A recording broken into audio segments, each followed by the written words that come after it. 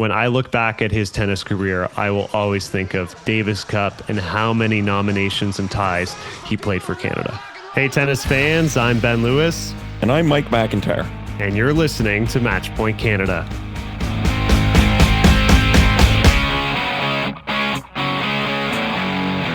Hey, tennis fans, you are listening to Matchpoint Canada. I'm Ben Lewis, joined alongside Mike McIntyre. And Mike, as we chat now, Canada wrapping up a Davis Cup qualifier at IGA Stadium in Montreal. I had a chance to attend. Tough loss for Canada as they're relegated to World Group 1, losing to Hungary 3-2. Vasek Pospisil officially calling it a Davis Cup career, and Felix Auger-Aliassime winning his second title of 2025. Kind of a lot to digest in a short period of time. I was just going to say there's a lot to unpackage there for sure, and you were right in the mix of it, which must have been a lot of fun, despite the fact that Canada couldn't quite pull the trigger against Hungary. But, I mean, let's start with the Davis Cup results and atmosphere and what that was like from your perspective. But I think, truthfully, from my point of view, Canada pushed them a little bit harder than I even expected. The fact that, Gabriel Diallo, to me, kind of held up his end of the bargain and really lived up to, I think, the hype and the potential that we're all seeing in him as a young emerging professional tennis player. So that must have been super exciting, especially for his hometown fans to get behind. Meanwhile, Alexei Galarneau, I think, punched above his weight class in terms of just how hard he pushed his two opponents. And then if you look at the doubles for Vasek Pospisil, and we'll definitely, discuss his incredible career, especially representing Team Canada in Davis Cup competition. But for him to be thrust into the doubles with a partner that he hasn't played, I don't think, with before, or definitely not a whole ton with before, it just shows, again, his consistency and what he's brought to the team over the years. And that's something that we're definitely going to miss moving forward. Yeah, look, that was the biggest takeaway of the weekend, was saying goodbye to Vasek Pospisil, and a great, wonderful send-off that he could notch a win in his final ever Davis Cup match, a tournament, an event he calls the most important in his career. And we can get into that. Just sort of breaking down the tie. Obviously, Saturday, look, Alexei Galarneau, I thought going into it was very much up against it, facing Fabien Marozsan, an experienced 27-year-old who's notched some big wins over his career. It's sort of a fascinating stat that Marozsan, who I spoke to after his win over Galarneau, he said his goals for this season was get back in the top 50 and reach his first ATP semifinal.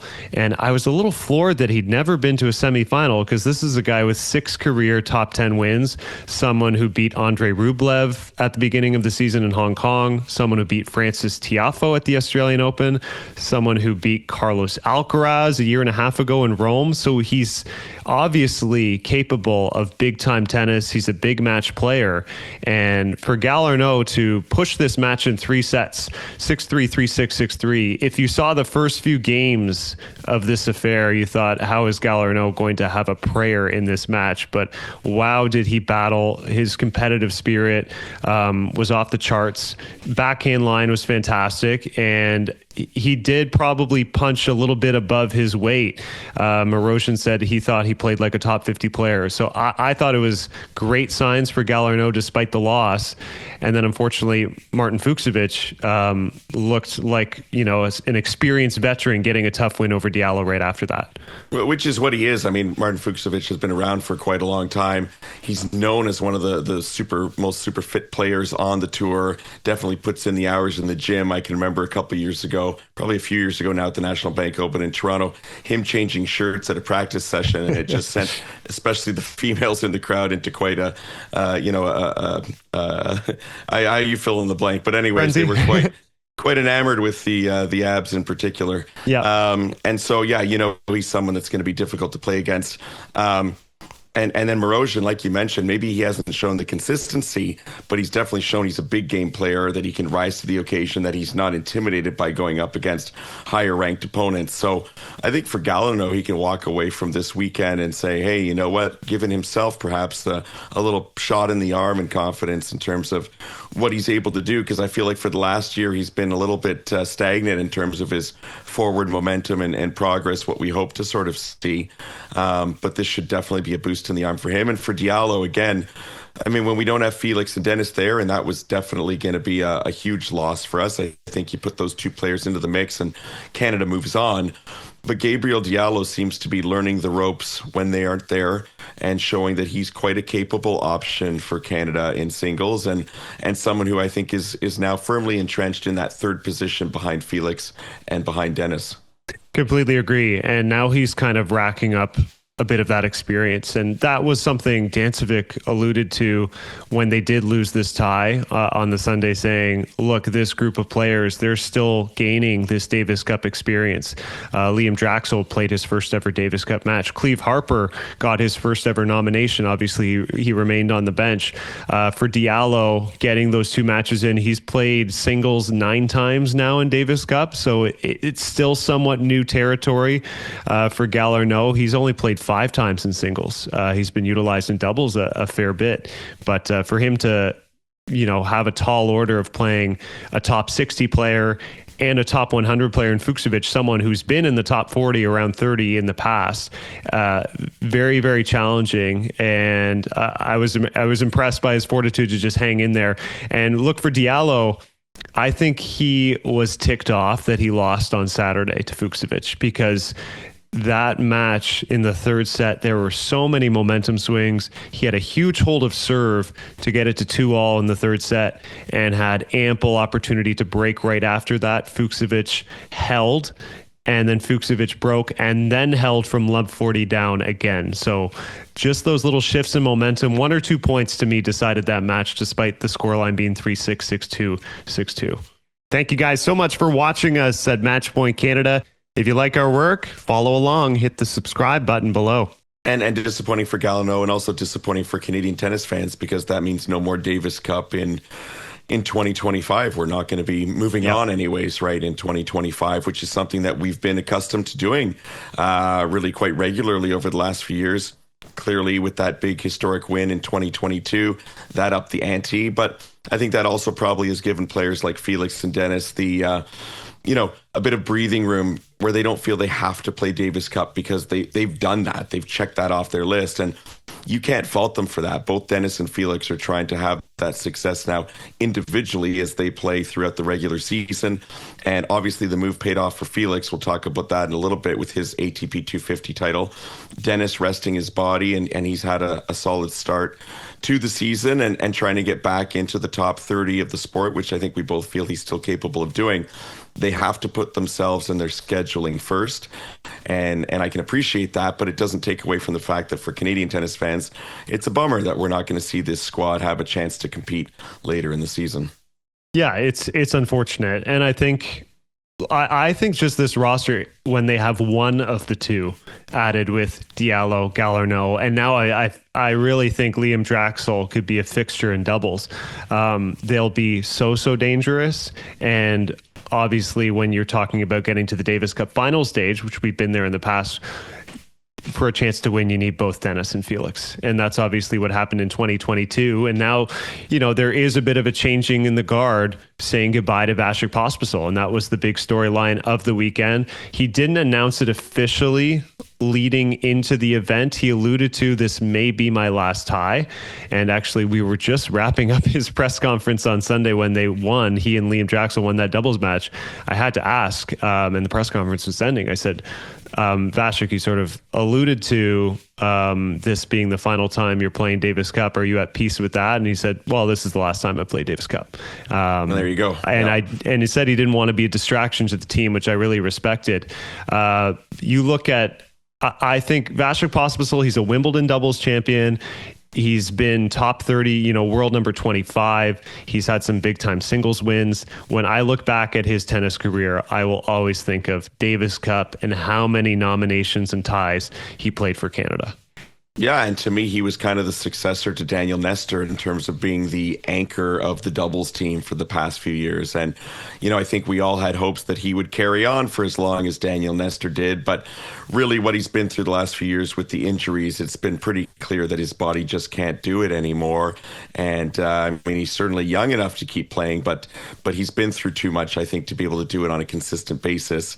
And, you know, you look at Daniel Nestor, who set the all-time benchmark for Canadian participation in Davis Cup with 53 ties played. Here, Vasek just played his 35th, or maybe it was his 36th now, which is still an incredible number, but he won't be getting any further. Had a good record in Davis Cup, not a outstanding record or one that completely like blows you off the pages, but boy, he came in clutch several times, and he could do it in singles when he was needed, those times that we didn't have Milos or didn't have Felix or Dennis, and certainly in doubles, especially since Nestor has retired. I mean, he played with Nestor a total of 12 separate doubles rubbers, and boy, the two of them had some dramatic ones over the years as well. I think back in particular to 2013, it was a 15-13 fifth set win versus Italy that helped them to advance to the World Group semifinals against Serbia. And even though they lost the semis as a team to Serbia, Daniel and Vasek won 10-8 in the fifth set in the doubles rubber. So they really did their part and kept that team in contention. And it's a huge hole for the squad moving forward, because you could sort of always count on Vasek being there for the doubles. Even if the singles was going to be a little unpredictable, you knew you were going to get a solid effort and often a win out of Vasek. And it now adds a question mark where previously there was a certainty that there would always be at least him in that slot. Yeah, very true. And look, as you said, he has been the anchor in doubles. When I think of a couple of the Davis Cup ties and that first final that they made in 2019, what a wild singles run he had at that time, which was he had to step into the role because Felix Auger-Aliassime was nursing an injury during the week. And you look, he recorded wins over Fabio Fognini when they beat Italy. He had a singles win over Riley Opelka when they beat the United States. Also had a singles win over John Millman when they took it Australia. And that was, I think, a seminal moment for Canada to even reach the final in 2019. Sure, they lost to Spain in that finals. And look, they were a little overmatched. Obviously, Rafael Nadal was leading that Spanish squad in Madrid. So it felt like, a bit of a mission impossible. But I think getting to that final in 2019 gave that entire squad the belief that this is something we could win in the future. And that's exactly what they did 3 years later. Absolutely. And that can never be taken away from Vasek. That can never be taken away from Team Canada. It will always be a historic first for our country. And I still see this squad being able to compete, down the road if we have everyone healthy and there. For Vasek, the end of the line in Davis Cup, we're certainly going to have a Vasek-inspired episode later this season to, salute him for what he's done for this country and his own individual accomplishments, and we look forward to that. And certainly Vasek will be making yet another appearance on Match Point Canada, as he's done every year for as long as we can remember. So look forward to that as well. But moving away from Davis Cup and your time in Montreal to other Canadian results, and it was Felix Auger-Aliassime who continued his strong play at the ATP 250 level anyways, with his second title of the year. It's the second time now that Felix has won multiple titles in a season, which he did back in 2022 as well, where he won that string of indoor tournaments late in the season. Look, he's 10-2 to begin the season. Obviously at the Australian Open, not the result that he was hoping for, but he's doing all the right things otherwise. Back to number 23 in the rankings. Wonder if we can see him get back to that top 10 in 2025 at this rate. Well, why not? As you said, I think he's playing some terrific tennis to begin the season. And I think a little bit of that gets lost in the fact that we obviously emphasize the Grand Slam so much. And you see that hiccup in Australia where he did lose second round to Davidovich Fokina. And you kind of scratch your head and say, that was a match he was up 2-0 And you just think, if only he had closed, who knows what could happen. Maybe he is making the second week. But I think it's been a fantastic start to the season. He's serving great. He's playing big with the forehand side. Admittedly, this was just a 250 draw, so it's lighter. But you look at his path, I think very straightforward for the first few matches. Beats the Frenchman Arthur Cazot in straight sets to start. Dominated the Chinese player Bu in the quarterfinals. A win over Jesper de Jong, which again he controlled with the serve, and then a final against Kovacevic, the American who upset Andrei Rublev in the semifinals, was playing good tennis. One thing I was happy about with Felix in this match, he had championship point in that second set in the tiebreak. didn't take it, lost the second set, but was able to mentally and physically regroup and close this match out and notch the title. And look, seven career titles at his age, he's still just 24 years old, is very, very impressive. And I think he's building back on the right path again.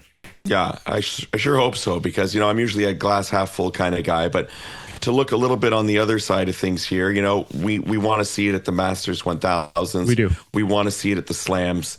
He hasn't made it to the second week of a Slam since the Aussie Open 3 years ago. That's crazy. And that was at the age of 21, right? Like, that was his last major quarterfinal. So there's no reason at the age of 22, 23, now 24, when arguably he should be getting into like his peak condition and status as a pro tennis player. Why aren't we seeing it more often? And that's a question I'm sure he's asking himself as well. And look, it's great to be winning these smaller tournaments for sure. It's great that he's the 23rd ranked best tennis player in the world. That's fantastic. But there's going to be Canadian tennis fans and those of us in the media as well that want to see him take that to the next level and maintain this level of consistency, at these bigger tournaments, that want to see his top 10, residency that he held there for a little period of time not be a blip on the overall, landscape of his career, but we want to see that be the norm. And hopefully if he can start doing these smaller ones with a little bit more regularity, then we're going to see it later this year at the big ones. But, with the hard court swing there in March in Miami and Indian Wells, let's see it at one of those two tournaments. Let's see him have a good run there. I was just going to say, I want to see this quality of tennis at the Sunshine Double, where you're exactly right. He should be in quarterfinals, pushing for semifinals of Masters 1000s regularly. I know he has that level. Really good job taking care of business this week. Denis Shapovalov, who withdrew from Davis Cup due to back pain, is competing at the Dallas Open this week. He'll play on Wednesday. I want to get to one more element of Davis Cup before we quickly talk about the women's tennis. Belgium and Chilean tie, and this was making headlines around the world. Zizou Bergs was taking on Christian Guerin in, the pivotal singles match here, and it was intense. It was coming down to the wire, 5-5 in the third set. Bergs finds a passing shot to break serve for 6-5, races over to his chair on the other side, clearly elated with his shot and just, not, I guess, blocking out everything else that was around him, and straight up collides with Guerin, strikes him in the face. Guerin falls, collapses to the court, and no default issued to Bergs. In fact, Guerin refuses to play, gets assessed a point penalty, then a game penalty, and the match and the tie goes to Belgium. He was assessed like for delay of game, I guess, or the clock ran out or what have you, right? Ridiculous. It was absolutely ridiculous to me when I watched it. The shot was a great shot. He was fired up. Bergs was fired up. He's charging back to his seat. I get it, but you can't bowl over your opponent in the process. What is this? This isn't like hockey or football. There's no contact in tennis. You have to be accountable and responsible for your actions on the court. We've seen what's happened when there's been tennis players who, have lost their composure in a bad way, hit a tennis ball, thrown a racket, and been defaulted. Yep. Look, just because it's a positive emotion doesn't mean that you're any less responsible for your own actions. And I was absolutely shocked when I saw this after the fact, how it played out, that it was in fact Guerin who was defaulted or who lost the match because of his reaction to this. So I know it's being appealed. I wonder if there will be any sort of, what can you do after the fact? It's over with now. But to me, that was a real head scratcher. Did not make any sense. Yeah, and look, this, I know, as you said, it is being appealed by Chile to the ITF. They're demanding an internal review and saying, obviously, they want the result changed. That's not going to happen. I'm certain that the International Tennis Federation isn't going to backtrack on the ruling from the supervisor on the court.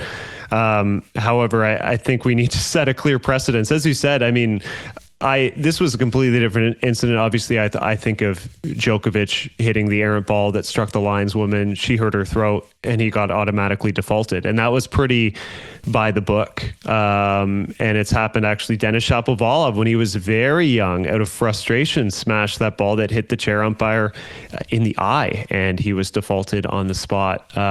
By the book, this should have been a default to Bergs, and Chile should be advancing, not Belgium.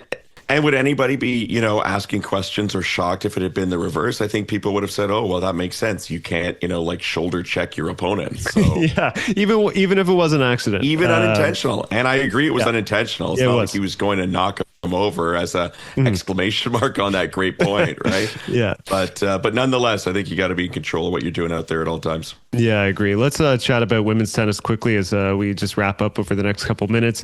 Leylah Fernandez back in action for the first time since her Australian Open. She will play in Abu Dhabi this week, the WTA 500. She made the third round of Australia. I feel like she's playing pretty good tennis. I want to see a little bit more, like kind of knocking on the door of the top 20, top 15 again.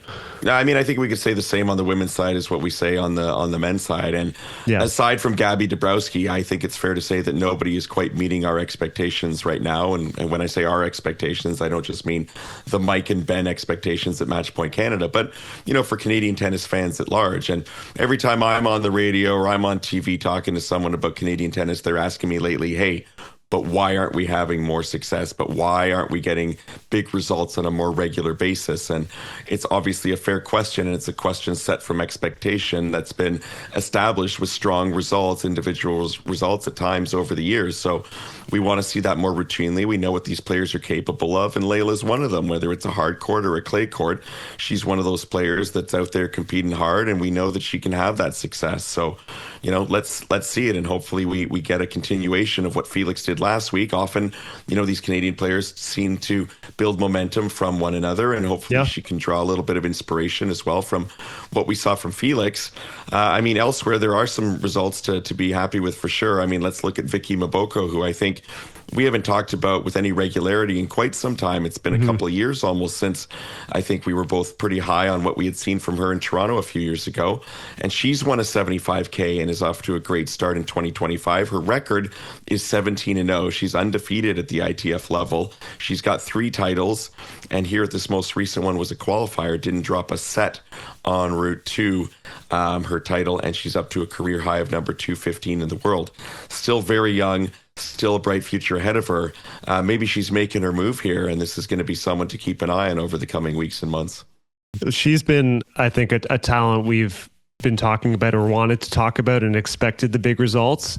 She was a fantastic junior. Results at the French Open in doubles with Kayla Cross. Huge serve, such an athletic player that I have no doubt in my mind she'll obviously crack that top 200. And now she's kind of properly embarking on this pro career. And I think she can go very, very far. And beyond Vicky Mboko, should say 20-year-old Marina Stakusic is competing in Romania at the Winners Open and is already off to a hot start, actually into the round of 16. Big 3-set win over Sorana Cirstea at the beginning of this week. And look, she was training like crazy at Sobe Stadium every single day. I popped over there. She was on court with Rob Steckley, her coach and friend of the podcast, for hours. And Rob is not with her on this trip and said, essentially, he's doing the trip without her as part of this growth process. Can she solve problems on her own? So it's kind of this, first trip as a WTA pro. How will she handle it? And obviously she's doing a great job so far.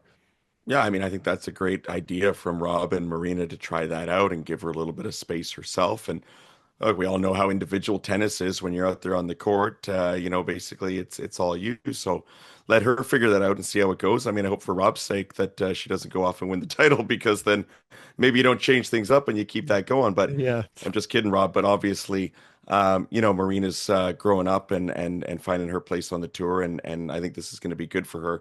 Look, we had Abigail Johnson on as our guest last week or the week before, and she spoke really, glowingly about Marina Stakusic and her potential, and how she's one of the players that Abigail's watching this year, and clearly we've been thrilled with her progress thus far, and her and Rob has been a terrific partnership. So look forward to them obviously back together at events in the future, but we'll be keeping a close eye on how she does at this one going solo.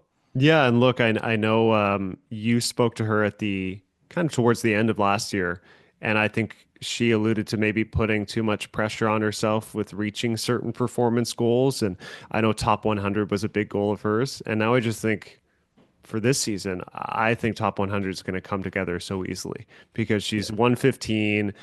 She really doesn't have much to defend over the next few months. If she kind of frees herself of any of that sort of pressure on a specific performance, we know her quality of ball striking. We saw what she did, obviously, at the Billie Jean King Cup over a year ago. That we know she's very, very capable of top 100 and much more. Yeah, absolutely agree. Someone else who is definitely capable of top 100. And I got to be honest, I haven't looked at where her ranking is recently, but it's Bianca Andreescu, who has not played since October, taking the first part of the season off, which we've seen her do before, but nearing a return, which I think is much welcome news for Canadian tennis fans and tennis fans in general. I think the WTA Tour is stronger with her a part of it and still feel very confidently that she can make an impact when she's back and when she's healthy. And so we're very much looking forward to seeing what she can do in her return to the court very soon. Yeah, I mean, circle the word healthy. That's the biggest thing. Can we get a complete and full healthy season from Bianca Andreescu? And it's unfortunate she missed the Australian Open for a second consecutive year. I don't think she does the greatest in that Melbourne heat to begin with, but she's scheduled to kick off her tournament, her season at the Meridian Open this February. So fingers crossed for a healthy return to play for Bianca Andreescu. And last I saw, she was 132 in the rankings. That may have moved, but once she gets playing again, if we see consistent week to week tennis from Bianca Andreescu, that number is going to go up and up. Absolutely. And we look forward to reporting all that news with you next time on Matchpoint Canada. Thanks so much for listening, and we will talk to you again soon.